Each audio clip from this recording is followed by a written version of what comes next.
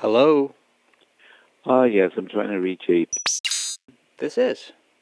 I am from a company called Debt Relief, and I'm just responding to your online inquiry about a debt reduction program. Well, I certainly am glad that you called. Okay. I just wanted to sort of explain the program to you so you can get a general idea of how this works. Is it a middle program? No, it's a debt reduction program. Yeah, it's a debt reduction, but does it have a middle to it? What do you mean by middle? I'm not too sure. You got for them, they have always first the beginning. No. And they get the last. The middle is the one where it's right in between for when you're trying to pay off the debt because I had so much credit cards. Does that make sense? Right. No. Well, let me explain how this whole thing works. What would you say you have in credit card debt, give or take? Less than middle, but more at the same if I'm trying to reduce it still. Okay, so that. do you want me to put like 50,000 into the system? Or more? I just never... It's hard for me to say if middle is correct as far as when you're getting into that kind of reductionist ideology for the reversal of the debt because I had what we do is... MasterCard. You know MasterCard, right? Right. And MasterCard, Visa, American Express, and they're the ones who were rudest to me when they call all the time.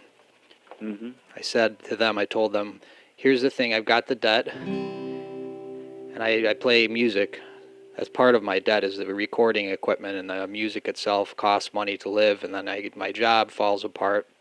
I have a checking account now I want to settle, but American Express calling me, I told them middle is not correct, and saying to them is, American Express.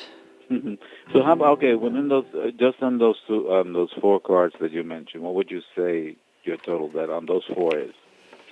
I can't think middle without math and the music itself of I'm trying to get onto that kind of a reductionist ideology for secondary, primary. Okay, well, you mean primary or secondary? I really can't explain to you too much about the program if I don't know how much you have in credit card debt.